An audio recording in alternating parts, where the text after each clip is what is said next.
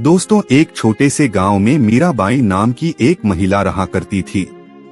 वह बहुत ही गरीब थी और गरीबी के चलते किराए के घर में रहा करती थी। उसके पति को गुजरे 2 साल हो गए थे।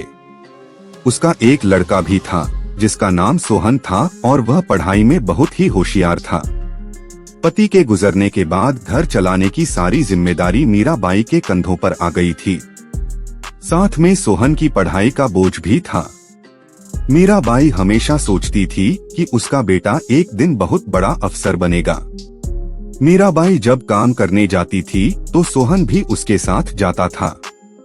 मीराबाई लोगों के घर जाकर बर्तन मांजा करती थी तो कहीं खाना बना देती और सोहन बैठे बैठे लोगों के घर आए अखबार को बड़े ध्यान से पढ़ता रहता था। एक दिन जब सोहन अखबार पढ़ने लगा तो एक मालकिन ने बड़े उत्सुकता से कहा, अरे सोहन, अखबार पढ़ रहा तू, अखबार पढ़कर क्या तू बड़ा अफसर बन जाएगा? इससे अच्छा तो तू अपनी माँ के काम में हाथ बटा ले, इससे तेरी माँ की मदद तो हो जाएगी। इस पर सोहन बोला, मालकिन, मुझे बड़ा अफसर बनना है, कलेक्टर बनना है।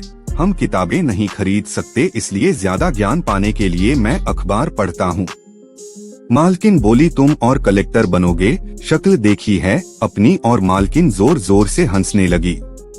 मीराबाई को यह बात बहुत बुरी लगी और वह दोनों वहाँ से चले गए। फिर मीराबाई ने शादियों में रोटी बनाने का काम शुरू किया और वो अकेले ही 15 से 20 किलो आटे की रोटियां बना देती थी। उसके लिए वह सुबह 3 बजे उठकर ही अपने घर का काम शुरू कर देती थी, जिससे वो जल्दी जा सके। सोहन भी सुबह उठकर माँ की मदद करके अपनी पढ़ाई करता था। एक दिन अचानक मकान मालिक उनके पास आए और बोले, क्या मीराबाई, तुम और तुम्हारा बेटा सुबह के 3 बजे ही उठ जाते हो और लाइट जलाते हो? तुम्हारी वजह से बिजली का बिल ज्यादा आ रहा है।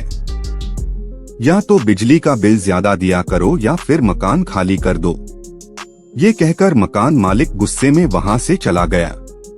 उसके जाने के बाद मोहन ने तेल वाली लालटेन जलाई और पढ़ाई करने लगा। माँ भी उस प्रकाश में रोटियां करने लगी।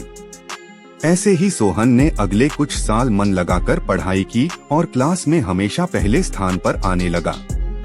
मोहन की लगन देखकर उसकी अगली पढ़ाई के लिए उसके गुरुजी ने उसे दिल्ली जाने की सलाह दी और सोहन का सारा खर्चा खुद उठाने की जिम्मेदारी ली। ये सुनकर सोहन की खुशी का ठिकाना न रहा।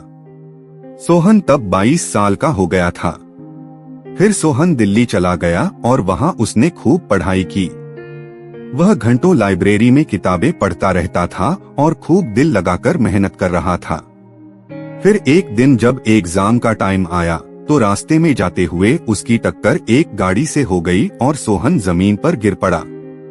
उसके सिर पर और बाएं हाथ में चोट आई थी। फिर सोहन खुद की ऐसी हालत देखकर सोचने लगा कि मेरे बाएं हाथ में चोट लग गई है और सिर से खून भी बह रहा है। इस हालत में अस्पताल जाऊं या एग्जाम देने?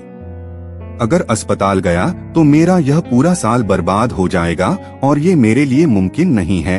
और फिर दिल्ली में रहने का मेरा खर्चा भी कौन उठाएगा? फिर सोहन ने सोचा, मेरे सिर्फ बाएं हाथ पर चोट लगी है, दायां हाथ तो अभी भी अच्छा है, मैं इस हाथ से ही एग्जाम दूंगा। फिर सोहन वहां से सीधा परीक्षा केंद्र गया और परीक्षा दी। परीक्षा देने के बाद मोहन अस्पताल में भर्ती हुआ और इलाज करवाया। सोहन ने अस्पताल में भी पढ़ाई जारी रखी और कुछ दिनों बाद इंटरव्यू अटेंड किया। इंटरव्यू अटेंड करने के बाद सोहन कुछ दिन के लिए अपनी माँ के पास गांव वापस आ गया। कुछ दिनों बाद रिजल्ट के दिन माँ ने सोहन को अखबार खरीद कर ला कर दिया और सोहन को परिणाम देखने को कहा। सोहन ने रिजल्ट देखा तो उसने जोर से चीख निकाली, माँ, मैं पास हो गया, तुम्हारा बेटा अफसर बन गया, मैं कलेक्टर बन गया हूँ माँ। यह सुनते ही माँ की आंखों से आंसू आने लगे और वह दोनों खुशी से रोने लगे। तो दोस्तों, इस कहानी से हमें क्या सीखने को मिला? हमें हमेशा अपना लक्ष्य प्राप्त करने के लिए कड़ी मेहनत करनी चाहिए। दुनिया चाहे हम पर हंसे या मजाक उड़ाए, लेकिन हमेशा अपने लक्ष्य का पीछा करना चाहिए। अपने लक्ष्य पर टिके रहने पर कामयाबी जरूर मिलती है। दोस्तों, वीडियो पसंद आए तो लाइक, शेयर और सब्सक्राइब करें।